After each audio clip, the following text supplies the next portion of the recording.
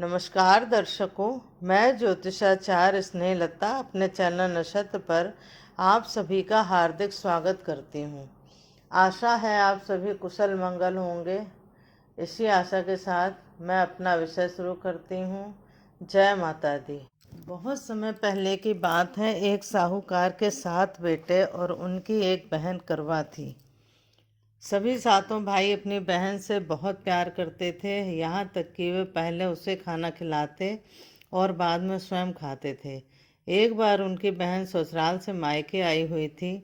शाम को जब सब भाई अपना व्यापार व्यवसाय बंद कर घर आए तो देखा कि उनकी बहन बहुत व्याकुल थी। सभी भाई खाना खाने बैठे और अपनी बहन से भी खाने का आग्रह करने लगे।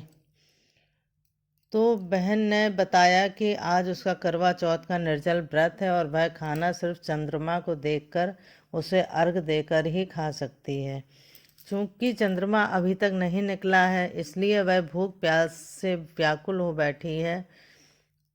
सबसे छोटे भाई को अपनी बहन की हालत देखी नहीं गई और वह दूर पीपल के पेड़ पर एक दीपक जलाकर चलनी की ओट में रख देता है। दूर से देखने पर ऐसा प्रतीत होता है जैसे चतुर्थी का चांद उदित हो रहा हो। इसके बाद भाई अपनी बहन को बताता है कि चांद निकल आया है, तुम उसे अर्घ देकर उसके बाद भोजन कर सकती हो। बहन खुशी के मारे सीढ़ियों पर चढ़कर चांद को देखती है, उसे अर्घ देती है और उसके बाद वो अपना व्रत खोलने बैठ जाती है। परंतु पहला टुकड़ा मुंह में डालती है तो उसे छींक आ जाती है, दूसरा टुकड़ा मुंह में डालती है तो उसमें बाल निकल आता है और जैसे ही तीसरा टुकड़ा मुंह में डालने की कोशिश करती है तो उसके पति की मृत्यु का समाचार उसे मिलता है। वह बहुत परेशान हो जाती है, दुखी हो जाती है। तब उसकी भाभी उसे सच्चाई से अवगत कराती हैं। वो बताती हैं कि उसके साथ ऐसा क्यों हुआ।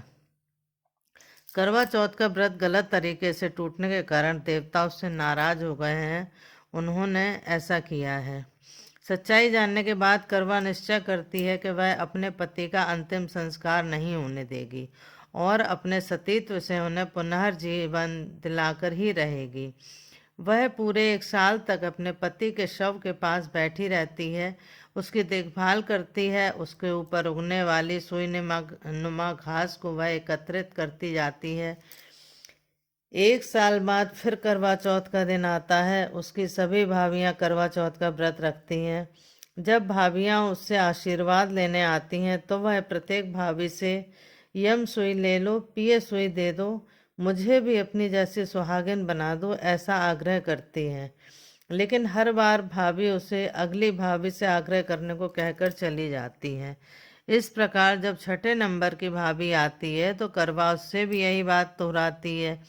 यह भाभी उसे बताती है कि चूंकि सबसे छोटे भाई की वजह से उसका व्रत टूटा था, अतः उसकी पत्नी में ही शक्ति है कि वह तुम्हारे पति को दोबारा जीवित कर सकती है।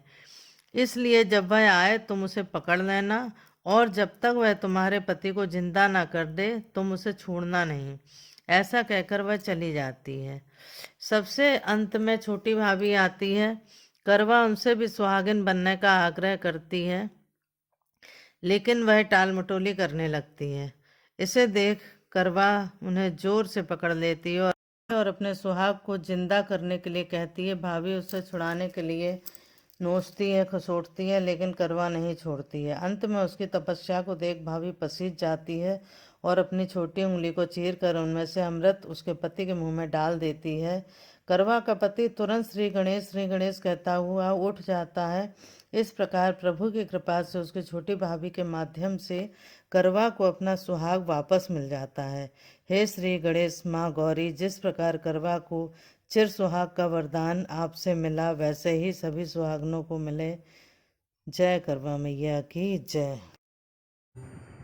अगर आप लोगों के कोई सवाल हो या समस्या हो या आप किसी विषय में जानकारी प्राप्त करना चाहते हैं तो कृपया कमेंट बॉक्स में लिखकर मुझे बताएं। मेरी पूरी कोशिश रहेगी कि मैं जल्द से जल्द आपके सवालों का जवाब दूं।